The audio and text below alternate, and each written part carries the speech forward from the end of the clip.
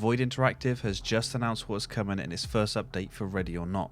This update will be tested in the supporter alpha first, which you could originally get through supporting the game early, but it's now sold out.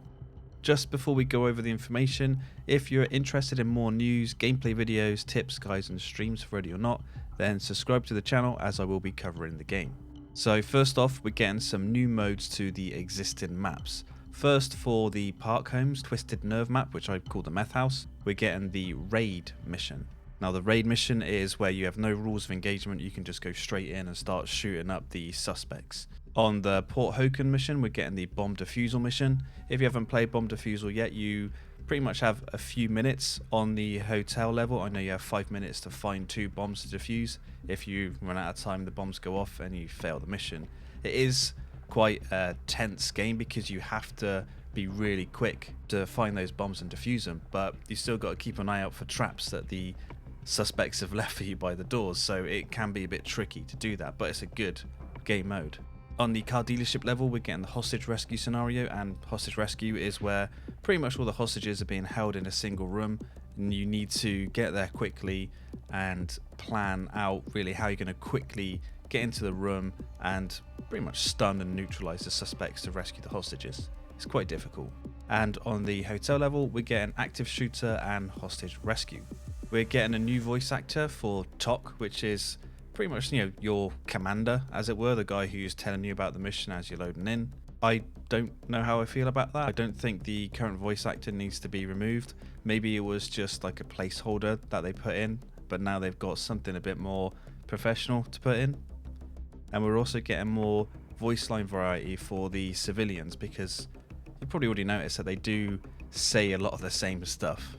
And we're getting some new weapons. First, the R7. This is a highly customizable pepper gun pistol, pretty much.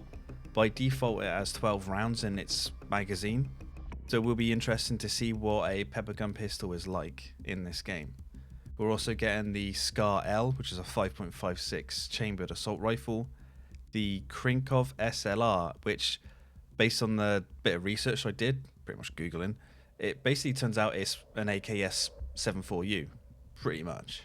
Also, we're getting the Mark 1 BCM, which I couldn't actually find when looking for online, but I did find this weapon from BCM, the Mark 12, and I think it could be this one. It could be that in the patch notes it's just a typo. The Glock 19 pistol is getting its model upgraded to the current generation version, which is Generation 5. I think the Glock is hidden behind the Supporter DLC. You need the Supporter DLC to get that weapon.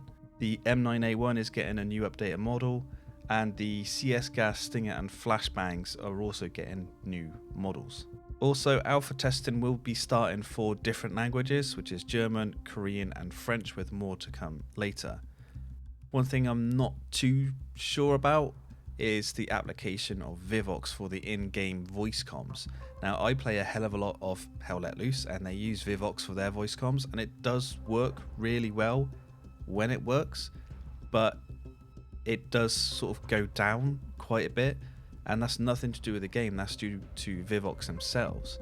So as long as Vivox works fine for Ready or Not, then it will be good for the game, because when Vivox works, it works really well. The rules of engagement and use of force penalties are getting improved and reworked. This is where you are using unnecessary force or unauthorized use of deadly force, those sort of penalties you get. I believe you get these, say, when a suspect has surrendered and you shoot them, or you've handcuffed someone and you shoot them.